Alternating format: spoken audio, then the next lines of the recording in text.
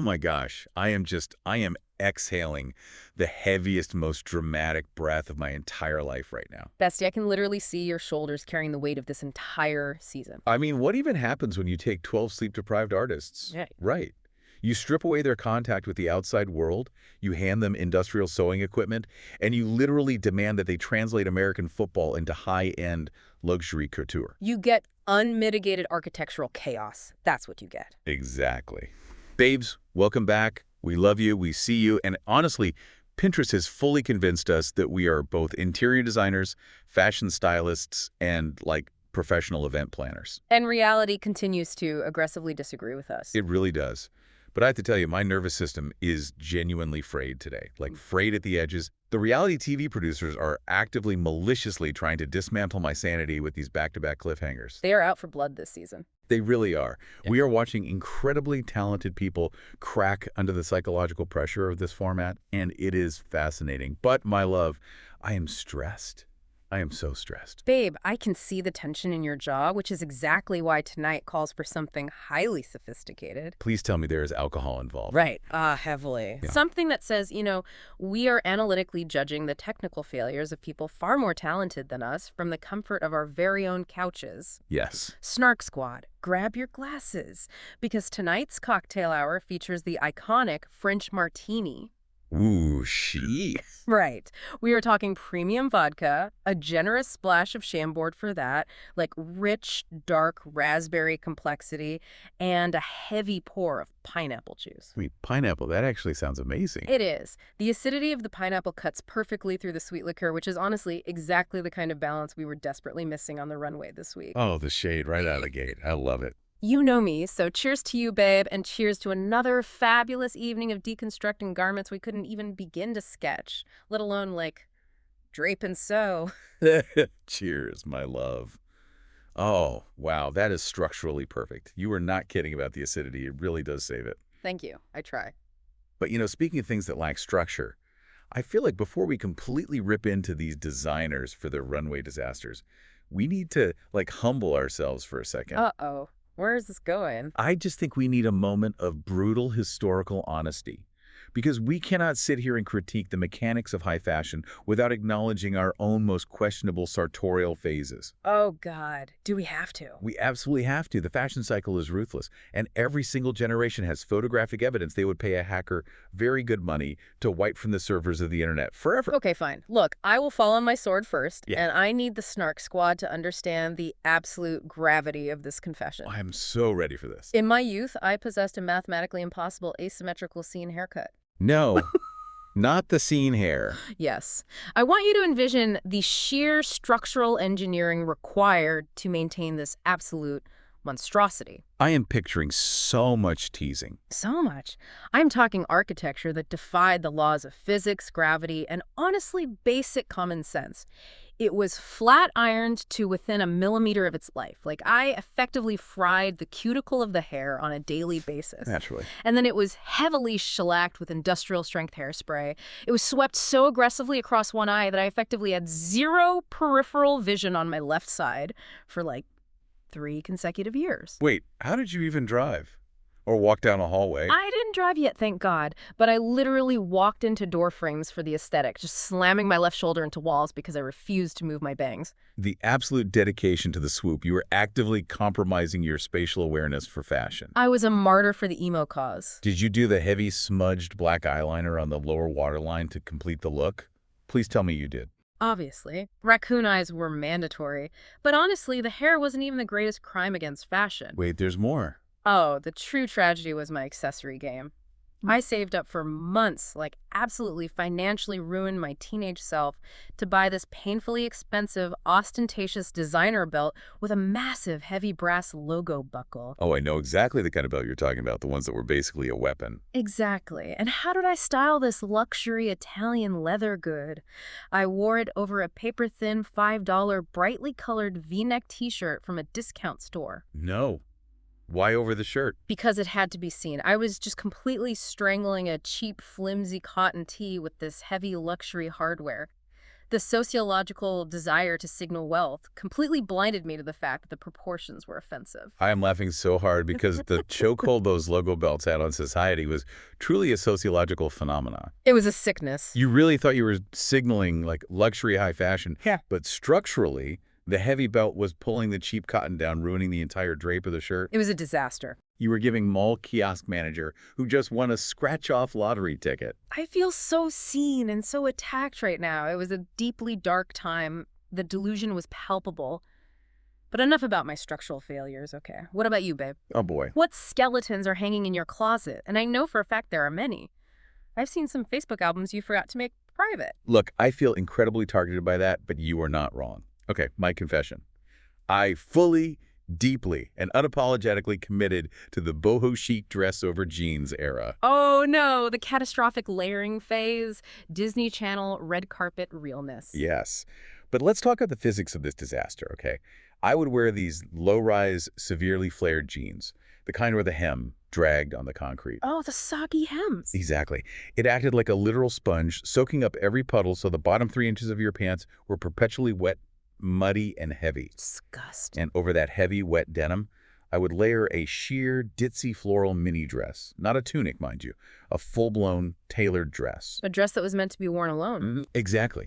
But because I had this overwhelming need to make it, quote-unquote, my own, I went through a phase where I bedazzled everything. Wait, a bedazzler? I bought a literal bedazzler from an infomercial at 2 in the morning, and I went completely rogue. You were walking around looking like a human disco ball caught in a bohemian fever dream. I really was. Let's analyze this from a textile perspective for a second. You took a sheer, delicate floral dress, which was likely made of a flimsy synthetic chiffon or georgette. Totally synthetic. Highly flammable. Right. And you violently punched metal prongs through the delicate weave to attach heavy, cheap plastic rhinestones. I did. I punched so many holes. Babe, the structural integrity of a sheer fabric cannot support the localized weight of those rhinestones. Yeah. I'm actually sweating just thinking about the fabric tension. It must have puckered and sagged terribly. It sagged so badly. The tension was entirely ruined. Pockets. Bedazzled. The neckline of the sheer dress. Puckered and bedazzled. A nightmare. My canvas sneakers. Mm. Completely encrusted in plastic rhinestones that literally popped off in a trail behind me because the glue couldn't withstand the kinetic flexion of walking. You were leaving a breadcrumb trail of cheap plastic. I was. I thought I was giving early 2000s red carpet bohemian goddess, but I was giving unsupervised toddler who got locked in a craft store overnight. It is genuinely horrifying to visualize. Just the wet denim alone is sending me into a spiral. It was a very specific sensory experience for sure. But you know what's crazy? We look back at these generational photographic tragedies and analyze the technical flaws, but the fashion cycle is an Ouroboros. It really is. It constantly eats itself and regurgitates the past. Things always come back. Look at Y2K fashion right now. I know, the low-rise jeans are threatening us again. So which of these cursed trends do you secretly, deep down, hope makes a return? Okay, hear me out before you judge me. I know it's a technical nightmare, but velour tracksuits. Absolutely not. No, wait. The really brightly colored, saturated ones with the rhinestone words written across the back of the pelvis. They were so unbelievably comfortable. Danielle, I mean, babe, no. Just no. It felt like wearing a luxurious fitted towel all day.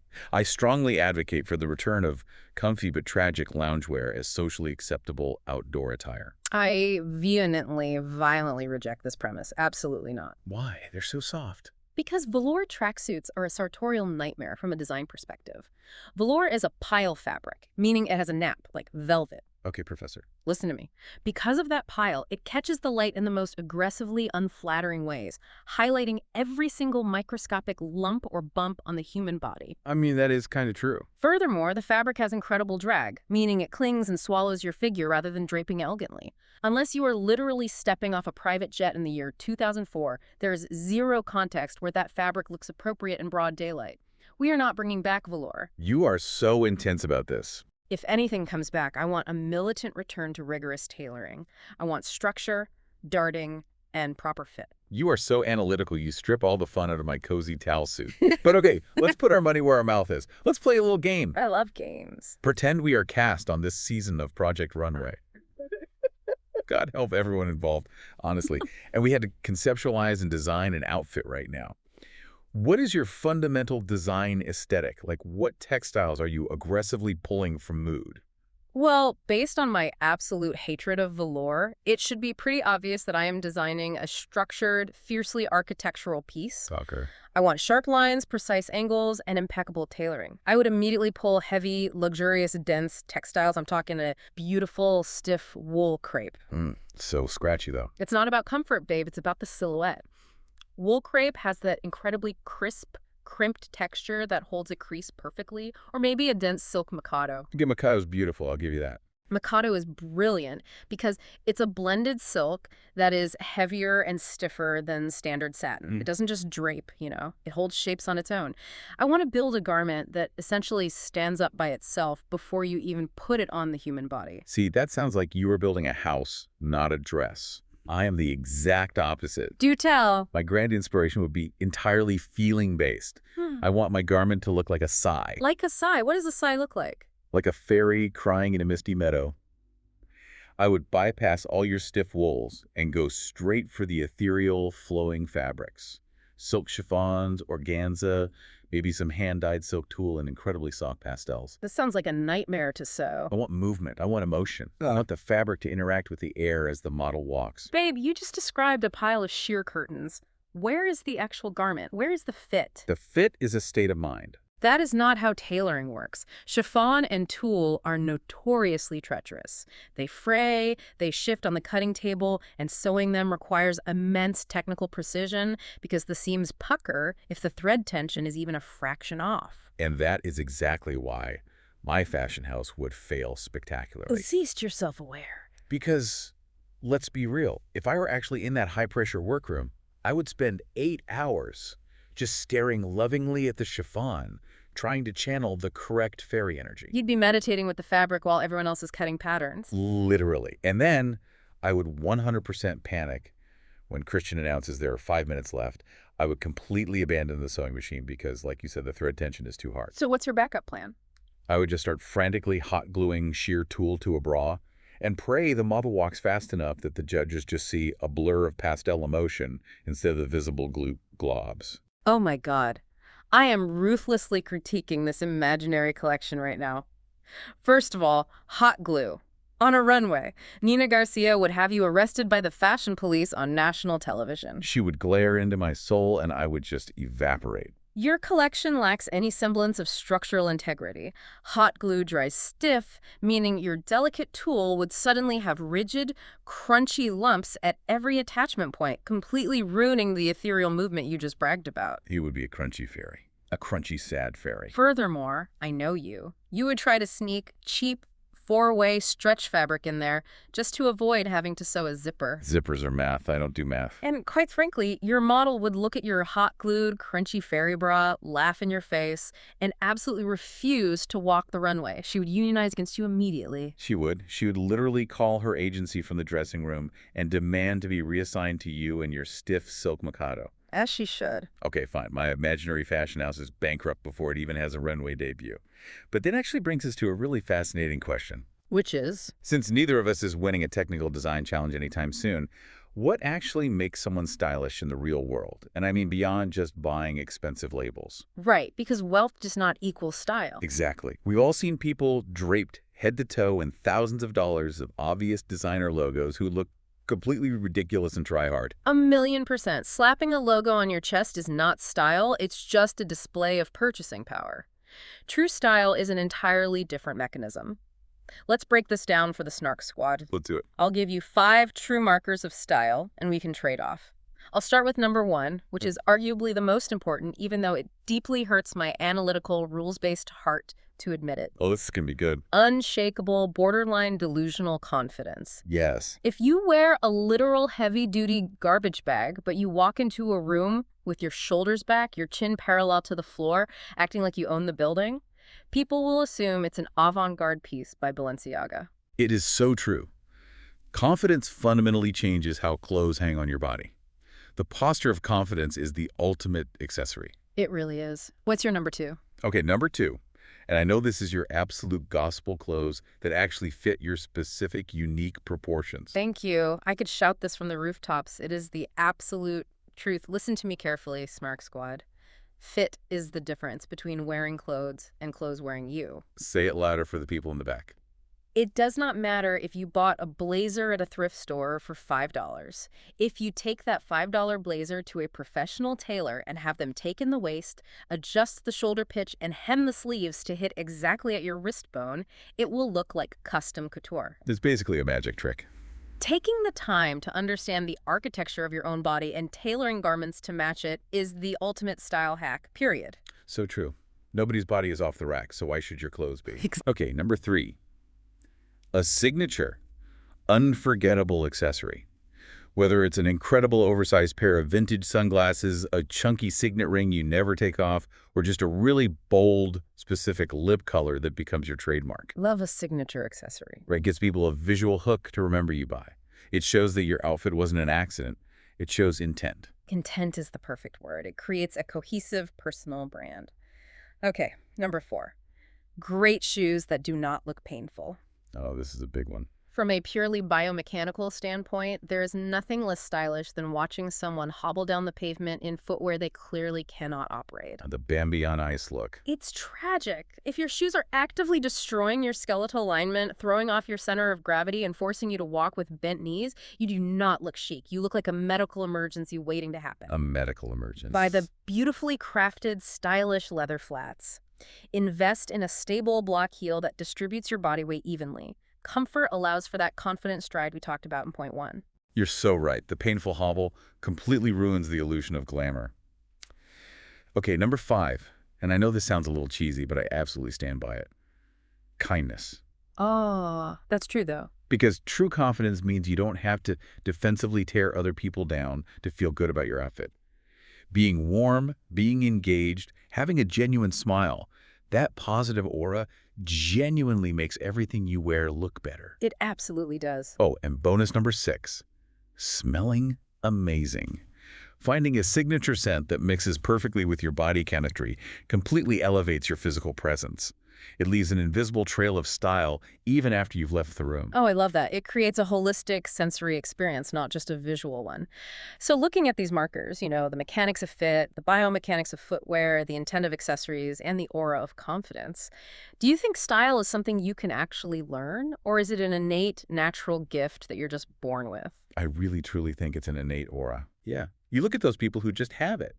The French call it je ne sais quoi. They can throw on a faded vintage band t-shirt and loose jeans, and somehow they look cooler, more intentional, and more fashionable than someone who spent 5 hours getting ready. You cannot teach that effortless vibe in a classroom. It's a feeling they carry, an intrinsic understanding of who they are. See, I completely fundamentally disagree with that premise. Of course you do. I firmly believe style can be learned through rigorous analytical study. You can study the science of color theory to understand exactly which undertones complement your skin. You can take a measuring tape, learn your exact bodily proportions, and understand how different textiles behave, how silk drapes versus how cotton holds shape. So it's just math to you. You can literally build a mathematical equation for what looks good on you. It takes intensive work and trial and error, but anyone can cultivate incredible style if they are willing to put in the analytical effort to understand the architecture of their own wardrobe. You would turn fashion into an algebraic equation.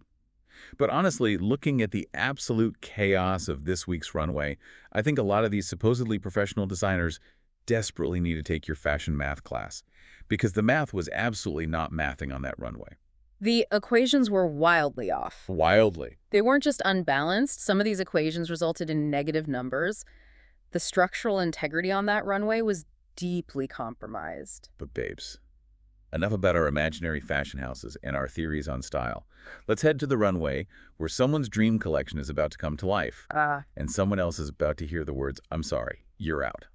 Oof, those words hit hard this week. Let's unpack this absolute psychological nightmare of an episode, starting with the resolution to that infuriating cliffhanger from last week. Yes, please. I need to talk about it. The Redemption Look Challenge left us stranded in diagnostic muddy waters. We left 5 incredibly vulnerable designers: Bi Pham, Octavius Terry, Donnie Bennett, Bao Tronchi, and Yang Yang Su standing on the runway. Sweating. Literally sweating. And the producers, in their infinite sadism, put their fates entirely in the hands of a jury vote from the 12 designers who were safe or immune. I have legitimately not slept properly since that cliffhanger aired. The anxiety of it, the format of giving the safe contestants the power to vote is so deliciously evil from a reality TV production standpoint, but it is fundamentally incredibly unfair to the artistry. It's a massive conflict of interest. Exactly. These are their direct competitors. Of course they're going to vote strategically rather than objectively judging the garments. You are asking people competing for a massive cash prize to be impartial judges. It's ridiculous. Let's break down the raw numbers of this supposed jury of their peers. The votes come in. 3 votes for Bao, 3 votes for Bao, 2 votes for Danny. So close. And ultimately, with the twist or pass mechanic in play, Bao is saved, which means we witness a complete, unprecedented massacre on the runway. A literal bloodbath. Octavius Terry, Dunny Bennett, Bao Tronchi, and Yang Yang Shu are immediately, unceremoniously sent packing in one fell swoop. Babe, I was sitting on my couch, literally tearing up at my television, losing 4 designers at once. 4 talented, complex people who have sacrificed time, money, and their mental health to be there. It was incredibly harsh. The camera panning to their faces was brutal. Yang Yang looked completely shell-shocked, like she couldn't process the audio she was hearing. Donnie was biting her lip, trying so hard to hold it together. They were devastated. And the fact that they didn't even get a proper, in-depth runway critique from the expert panel before being mass eliminated. My emotional bandwidth cannot handle the pacing of this season. It feels so disrespectful to the sheer amount of labor they poured into those garments. It is the absolute definition of chaotic, shock value reality TV pacing, prioritizing drama over design. And we need to talk about the absolute objective travesty that is Bao Tronchi going home this early. Say it. I am echoing the pure, unadulterated rage of the entire fashion internet right now. The Snark Squad is up in arms, and rightfully so. We are rioting. Let's examine Bao's pedigree. She was the runner-up on Next in Fashion. She is an established, technically brilliant working designer. Her aesthetic is so incredibly cool, edgy, and precise. She understands negative space and cutouts better than almost anyone in that room. Her construction is flawless. And she got completely screwed over by the mechanics of the immunity twist. Justice for Bao. Let's be real. Her look last week wasn't even fundamentally flawed. The only reason she was standing in the bottom group was because 6 other people had blanket immunity and put absolute unfinished garbage down the runway because they knew they couldn't be touched. It's maddening. If those immune designers were actually judged on the technical merits of their terrible garments, Bao would still be here. The math is simple. She was robbed by a technicality. Period. Speaking of people who need a severe reality check on their technicalities, we need to read Brian Barrientos for absolute filth. Oh my God, yes. Drag him. The way he handled this jury vote, infuriating on a psychological level. He made B's survival entirely about his own ego. He kept aggressively, repeatedly calling B his ex-intern on national television, diminishing B's status from peer to subordinate in front of the judges. Yes. I just told him you were my intern. I need nobody's intern. Well, B literally had to raise his voice and defend his professional autonomy on the runway. it was so uncomfortable to watch. The sheer disrespect of trying to claim ownership over another artist's success? It is a massive, unchecked ego trip. Brian acts like he single-handedly invented Bia's ability to thread a bobbin, and then the absolute audacity of Brian starts crying during the vote. The crocodile tears. Why are you crying, Brian? You are safe, you have immunity, you are taking the genuine trauma and vulnerability of your peers and making it completely about your own emotional narrative. It is textbook, toxic main character energy, and I am exhausted by it. So exhausted. From a purely technical standpoint, Brian would have been eliminated in the very first episode with that weird expanded tampon look he made, but instead he's still here trying to play puppet master. The expanded tampon look? I am deceased, but you are so accurate. The volume on that garment was a disaster. But you are so right about the mood. The vibe in the workroom after that mass elimination was so heavy, you could cut it with fabric shears. Mood is bleak. The 12 remaining designers had zero time to decompress, zero time to mourn the loss of their friends, their adrenaline's completely spiked, and boom. Christian Siriano walks into the room holding a literal football. A literal regulation American football. Because the reality TV machine never sleeps. It's time for the In It to Win It challenge. So here's a specific brief, and it's a tough one. The 12 remaining designers are split into 4 fashion houses. so teams of 3. They have to create high-end, cohesive, three-piece women's wear collections directly inspired by specific NFL teams. A huge pivot from last week. Huge. And Christian makes one thing abundantly clear. No cheap stadium merch allowed. This cannot look like a bedazzled jersey you buy at a tailgate party in the parking lot. It must be runway luxury. It has to push the boundaries of what sports fandom looks like, elevating it into editorial, wearable works of art. Translating the hyper-masculine, functional aesthetic of American football into luxury women's wear is incredibly difficult. How do you even start? You have to balance the aggressive branding and colors of an NFL team with the refinement of high fashion. The stakes for cracking this code are actually insane. The winning-headed house gets immunity for the next challenge, and 2 tickets to Super Bowl 61 in Los Angeles. That is a massive, life-changing prize. Yet, of course, there is a massive dark cloud hovering over the stadium. Christian drops the bomb. It's a brutal double elimination for the bottom 2 teams, meaning 2 more people are going home today. Why? Why can't we just have one person go home like the good old days of fashion television? We are hemorrhaging designers at a terrifying rate. The pressure in that room must have been suffocating. They want the pressure to cause diamonds or explosions, bestie. Mostly explosions. So they have to draft their teams. The snake draft begins. Brian, by some twist of fate, gets the first pick for his fashion house. And who does he choose? B, of course.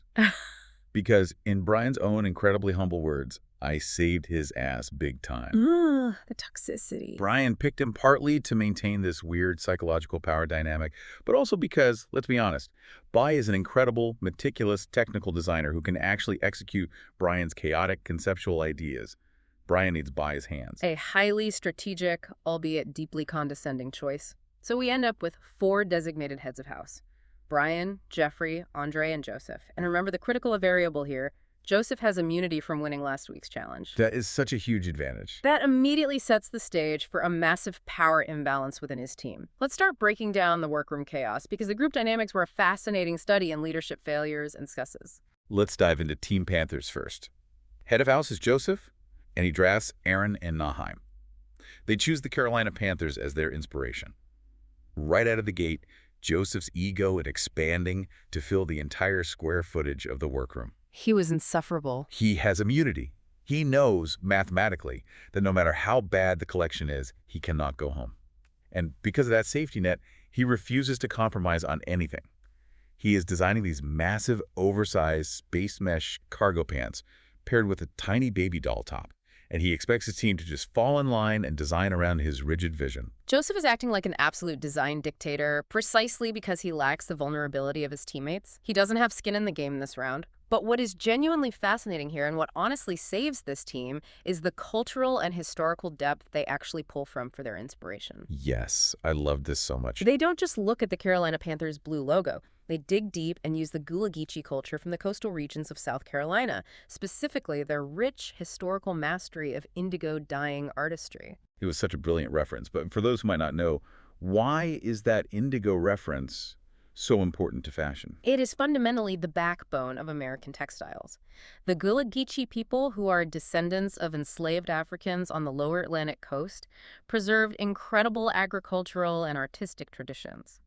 Their expertise in cultivating and processing indigo, which requires a complex chemical process of vat dyeing where the fabric turns blue only upon oxidation when pulled into the air, was a massive driver of the early American economy. Wow, I didn't know the chemistry behind it. It laid the foundational aesthetic for what would eventually become American denim and workwear. Pulling that rich historical textile art into a modern NFL challenge is a brilliant intellectual approach. It grounds the sporty theme in real, profound American history. I love that so much. It elevated the entire concept from just sports to art. And while Joseph is over there being stubborn and banking on his immunity, can we please give a massive standing ovation to Naheim? Oh my God, yes. Aaron is struggling, the clock is ticking down, and Naheim realizes his original garment isn't working. He scraps it. And then he miraculously constructs a completely finished, structurally boned garment in the last 24 hours. He had to restart from scratch, and he pulled off a miracle. the sheer talent. It was a masterclass in crisis management and execution under extreme duress. Boning a garment, inserting rigid strips, usually plastic rigidine or spiral steel, into specific channels to create a cage that supports the fabric requires immense precision. He's so finicky. If your channels are even a millimeter too wide, the boning shifts and warps the fabric. If they are too tight, the fabric puckers. To draft, cut, sew, and perfectly bone a garment in 24 hours is a technical marvel. It really was. Now let's pivot to Team Falcons. Brian is head of house, working with Bi and Elizabeth. They picked the Atlanta Falcons, and I have to admit, I am shocked. I'm completely, utterly shocked by what happened here. Why? Did you expect a total meltdown? Yes, because Brian is actually a great, cohesive, supportive leader. After all his toxic intern comments during the voting, I wanted him to fail so badly. I wanted him to crash and burn. But he managed that team beautifully. He actually listened to them and let them shine in their specific strengths. He really did, which pains me to admit. He stepped back, managed the overarching vision, and let the technicians do their work. He let Elizabeth attempt this absolutely insane woven pleather technique, which, by the way, when she casually announced she was weaving heavy pleather on a Project Runway time crunch, I questioned her grip on reality. My stomach literally dropped. Woven pleather. I was like, someone get a medic on standby. Let's explain why this is a potential death sentence. Pleather is essentially a polyurethane plastic coating bonded to a fabric backing. It has zero give, it doesn't breathe, and it is incredibly thick. To weave it, she had to mathematically calculate and slice perfect, identical strips. Just the cutting alone would take hours. Then she had to manually force these thick, resistant synthetic strips over and under one another on a grid. It fights your hands the entire time. It requires physical strength, extreme geometric precision, and hours of repetitive motion. On a standard runway challenge, doing that by hand is a massive, massive risk. But Brian trusted her to execute it.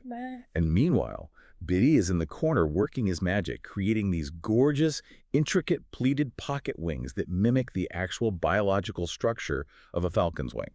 The conceptual alignment of this team was tighter than anything else in that room. They were focused. They operated like a high-end atelier, but if Team Falcons was a well-oiled atelier, Team Eagles was a car crash on fire rolling down a steep hill into a munitions factory. Oh my God, the chaos. Head of House Andre, with Bobby and Jude, they picked the Philadelphia Eagles, and babes, I was spiraling just watching their communication break down. It was an absolute disaster from minute one. The tension was unbearable. You have Andre, who wants to design classic, sellable, ready-to-wear for what he calls the wife of a football enjoyer, which, let's be clear, completely ignores the brief. Completely? The judges asked for high-end, boundary-pushing, editorial luxury fashion, not a cute jacket you wear in a luxury suite while eating a hot dog.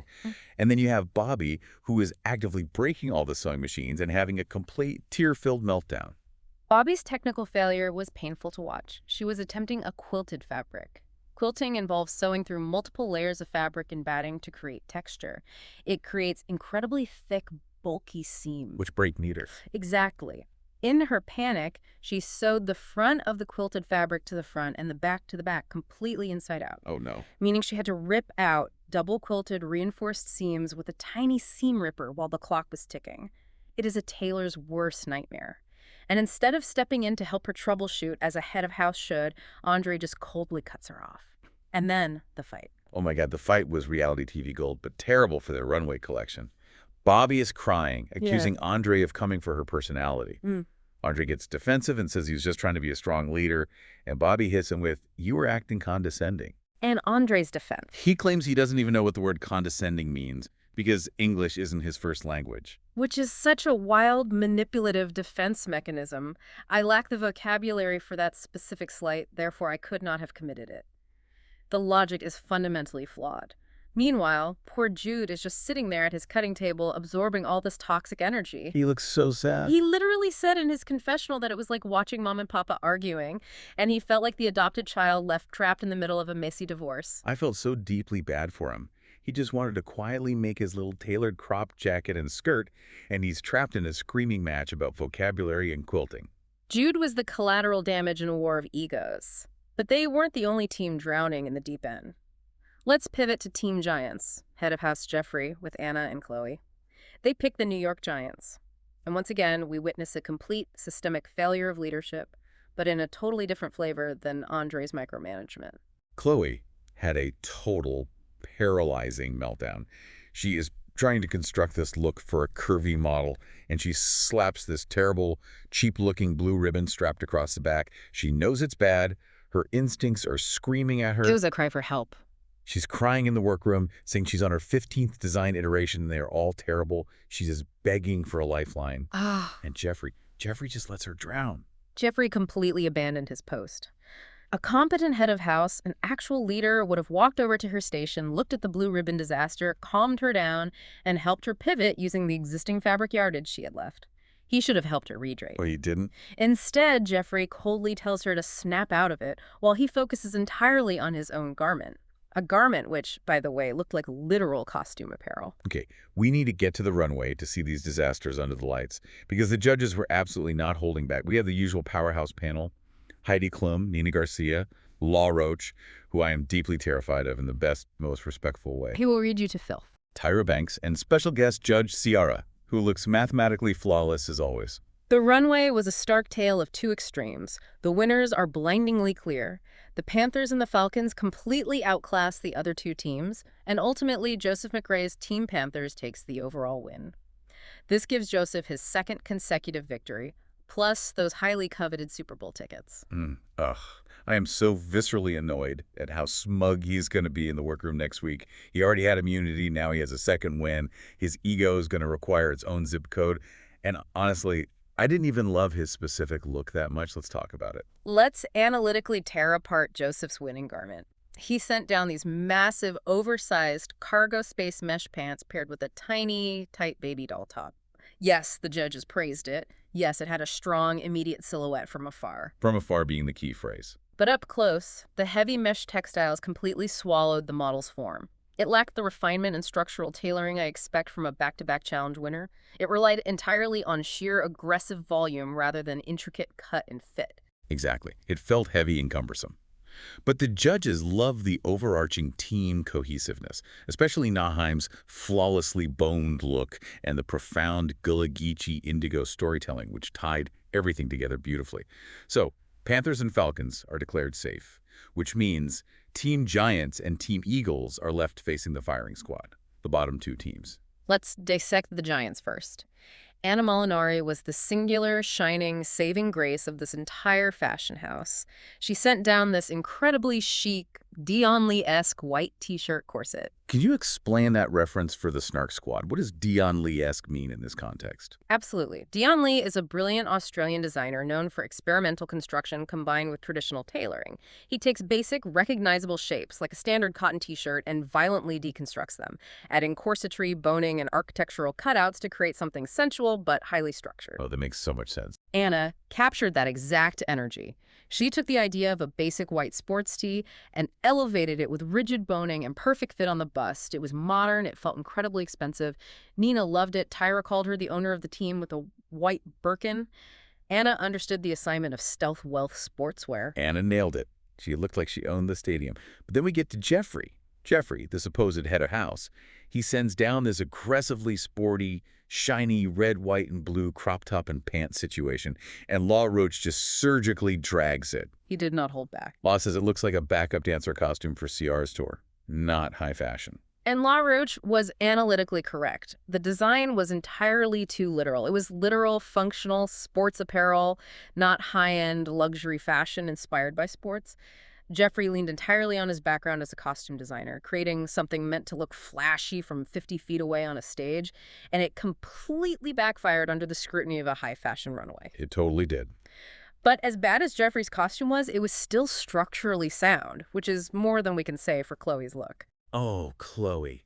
Babe, I got so emotional watching her critique because she was designing for a curvy model, a model with a body type very similar to mine. Dressing curves required skill. And she put this beautiful woman in an unfinished, horribly ill-fitting dress with a massive, cheap-looking blue ribbon literally tied across the back to hold it together. It was offensive to tailoring. I felt like she did curvy girls a massive disservice. Yeah. We deserve structure. We deserve tailoring. We deserve garments that are engineered to support our bodies, not a hastily tied craft store ribbon holding on for dear life. It was a structural nightmare. Dressing a curvy silhouette requires a deep understanding of architecture. You have to use darting folding and sewing the fabric to create a 3D shape and bias cuts to contour the fabric over the body's natural geometry. Chloe did none of that. Zero. The judges labeled it super bad. The fit was atrocious, the fabric buckled and strained, and it completely lacked any clear design point of view. It was the visual representation of a panic attack on a runway. It really was. And then Jeffrey, instead of taking responsibility as the leader, throws her directly under the bus on the runway. He tells the judges, I told her to snap out of it. The nerve. And Roach, bless him, rightfully called him out on the spot and said, so you failed her as a leader. It was a brutal, necessary call-out. But if you thought the Giants were a tragedy, the Eagles were a structural catastrophe of epic proportions. Andre, the head of house, goes all in on this heavy, boxy jacket for his curvy model. It was a complete failure of proportion. You cannot put stiff, oversized, aggressively boxy shoulder pads on a curvy model without aggressive tailoring at the waist to balance the visual weight.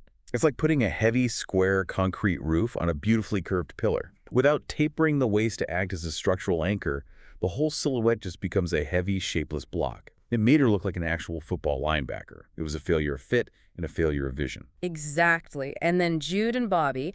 Jude sends down a jacket that the judges actually thought was decent, but he paired it with a skirt that looked incredibly cheap and rushed.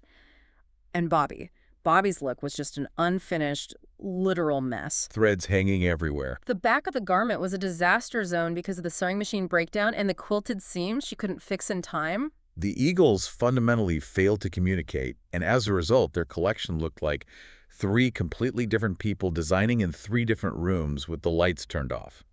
Nothing cohesive. So we have all 6 members of the Eagles and the Giants standing on the runway, terrified. The judges finish deliberating. They come back out. They are about to announce exactly which 2 designers from these losing teams are going home. The tension is peaking. And what happens? Another freaking cliffhanger. The screen violently cuts to black. We are left hanging over the abyss once again. I screamed at my TV. I literally scared my dog. I cannot handle this. The messy reality TV pacing is completely out of control this season. Think about the math. If they actually eliminate 2 more people next week, based on this double elimination twist, that will be 11 eliminations in the span of 2 episodes.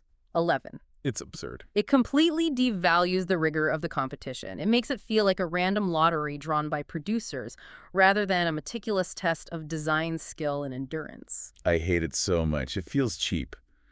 But since we have absolutely no choice but to wait a full week to find out who gets the axe, let's process our trauma by breaking down the ultimate highs and lows. Which brings us to the most important question.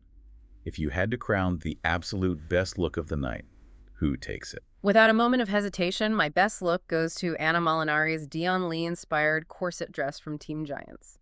We talked about the stealth wealth aesthetic, but I need to emphasize how hard it is to maintain that level of technical focus when your team is imploding around you. So true. She compartmentalized the chaos, focused on her boning, and delivered the only true luxury fashion piece on that runway. The crisp white against the structured architectural lines, the perfect millimeter-exact fit on the bust. It was elevated, it was modern, and it fully met the brief of high-end fashion inspired by sports without becoming literal. It was a triumph of skill and psychology. It was gorgeous. She looked rich, unbothered, and expensive. Oh. Okay, if we're talking about the biggest surprise of the night, I absolutely have to give it to Naheim on Team Panthers. We mentioned it earlier, but the man essentially scrapped his entire look, had a moment of panic, and then, in a 24-hour window, constructed a flawlessly boned garment that looked incredible on the runway. That is a technical miracle that surprised everyone in that room, including him, I think. A technical miracle, truly. All right, let's debate the most wearable design, because I know we have vastly different definitions of this word. Okay, do not yell at me. Yeah. I'm picking Jeffrey's red, white, and blue crop top and pant situation. I am absolutely going to yell at you. The Ciara backup dancer costume, you think that is the most wearable? Hear me out. Is it avant-garde editorial fashion? No. Did he completely fail the specific challenge brief? Yes. But is it wearable? Absolutely. I literally have an entire drawer in my dresser at home dedicated to exactly this kind of sporty athleisure outfit. I would wear that to a bottomless brunch, to run errands, to a casual day party. It is deeply wearable for the average girl who just wants to look cute and sporty on a Sunday. Babe, Having a drawer for it does not make it good fashion. It makes it fast fashion. It was a glorified, shiny tracksuit. Wearability in a high fashion context means a garment can transition from the runway to a high-end retail floor, not to a bottomless mimosa brunch. You are such a snob. But I will begrudgingly concede that a normal human being could walk down the street in it without getting arrested by the fashion police for public indecency, which is more than I can say for Chloe's blue ribbon. Well, thank you. I take that as a win. Okay, what is your pick for the most innovative design of the night? Elizabeth's woven pleather dress for Team Falcons. I have to praise the sheer, unadulterated technical risk she took. We discussed the physical toll of manipulating heavy polyurethane textiles into a woven grid on a Project Runway time crunch. It is bordering on masochistic. My hands hurt just thinking about it. But the payoff was immense. The texture it created on the runway caught the stage lights beautifully. It referenced the literal net of a football goalpost, but abstracted it into something highly textural and modern. It was a massive risk that yielded an incredibly innovative visual reward. She proved all of us wrong. I really thought she was going home when she started cutting those strips. Okay, speaking of taking things apart, let's put the winning garment under the microscope. We need to do a serious fit check on Joseph McRae's oversized space mesh cargo pants and baby doll top. Let's dissect the proportions. First question. Would you personally ever wear this specific garment? Absolutely not. Never in a million years. I would get completely embarrassingly lost in that much heavy fabric. I am not tall enough to carry off massive space mesh cargo pants. The volume would drag me down to the floor. I would look like a toddler trying on my dad's winter snowsuit. I also would never wear it, primarily because the lack of tailoring offends my analytical sensibilities. Which brings us to the next question. Who would actually wear this? I'm dying to know your answer. I argue that only a 6-foot-tall, incredibly slender, androgynous model who is built like a literal sketch could pull this off. The clothes rely entirely on the model's natural height to not look like a tent. Or, alternatively, someone who is actively trying to hide several shoplifted turkeys under their clothes. Shoplift turkeys. There is enough cavernous volume in those pants to hide an entire Thanksgiving dinner. A shoplifted Thanksgiving turkey. Stop. I am crying. Okay, but where would you wear it? Because it is a distinct look, it must belong somewhere. You wear this to a very aggressive, underground techno rave in an abandoned industrial warehouse in Berlin. It has that dark, heavy industrial club kid aesthetic. It belongs under chaotic strobe lights, surrounded by cold concrete, not on a luxury runway. I can totally see that. Industrial Berlin rave is exactly the vibe. Okay, final question on this look. What is one specific structural thing you would change about the design to elevate it? I would drastically tailor the proportions to anchor the look. The conceptual idea of an oversized cargo pant is fine, but you have to anchor it against the body. If the bottom half of the silhouette is incredibly voluminous and heavy, the top half needs to be aggressively snatched and fitted to show that there is an actual human form underneath. It makes perfect sense. I would have abandoned that flimsy baby doll top entirely. Instead, I'd pair those massive mesh pants with a skin-tight, long-sleeve, high-tech athletic bodysuit with sharp, aggressive shoulder cutouts. Balance the volume with severe tailoring. Don't let the textile swallow the model whole. Ooh, a sleek bodysuit would have been infinitely better. The baby doll top was just adding confusing volume that competed with the pants. Okay, before we wrap up, we have to hand out our own Project Runway superlatives for the week. I'll read the category, you take the first one. Let's do it. Most likely to start their own massive fashion empire. Anna Molinari. Without hesitation. She understands exactly who she's designing for. She already designs for that stealth wealth Aspen ski trip white Birkin aesthetic. She knows how to manipulate fabric to make women look wealthy, powerful, and chic. That is a highly marketable, highly profitable aesthetic that translates perfectly to retail. She will have a massive empire because she understands commerce as well as art. Totally agree. She is making clothes people want to buy right now. Okay, biggest perfectionist. I'm giving this to Nyheim again. To have the hyper-awareness to realize your garment fundamentally isn't working, scrap the expensive fabric entirely, and execute a flawlessly boned new piece in the final hours. That takes a terrifying level of perfectionism, focus, and self-belief. He refused to settle for mediocrity. His focus was laser sharp. Next category, coolest design aesthetic. Oh, this hurts my heart. Can we take a moment of reverent silence? We must. I am giving this to Bao Tronki, the robbed queen who went home far too soon. Her aesthetic is so sharp, So cool, so inherently editorial. She understands how to use cutouts and negative space to frame the female body better than almost anyone in that room. And she was eliminated purely due to a ridiculous gamified immunity twist. She absolutely deserved this superlative to memorialize her run. She was the collateral damage of bad reality TV formatting. Rest in peace to her season. Okay, Most likely to make the judges cry. Chloe. But unfortunately for the exact wrong reasons. That blue ribbon tragedy on the runway. When the camera panned, I think Nina Garcia actually shed a single tear of pure existential sorrow for the state of fashion. It was a cry of despair over the lack of structural integrity. It was a visual assault on Nina's retinas. And finally, designer you'd hire tomorrow. Bi Pham. I want him to come to my house and just meticulously pleat every single item in my closet. I want pleated sleeves, pleated skirts, pleated curtains, pleated throw pillows. His technical ability to manipulate fabric into those crisp, perfect, mathematically even ridges is basically magic. I would hire him as my personal tailor in a heartbeat. The precision of his pleats is genuinely awe-inspiring. He has the technical chops of an old-world master tailor. All right, bestie, we are rounding the corner toward the end of this conversation. Let's look into our crystal balls and make some predictions for next week because we are still hanging by our fingernails off this cliff. I am so stressed about next week's resolution. What is your biggest prediction for the fallout? My biggest prediction is that the 6 immune designers from last week who have been coasting, acting arrogant, and putting out subpar, unfinished work because they know they're mathematically safe are finally going to face the music. Their immunity shield is gone. I predict Nina Garcia is going to brutally systematically critique them without their safety net. They are going to be caught totally off guard by having to actually defend the technical flaws in their design choices. The reckoning is coming. Oh, I hope so.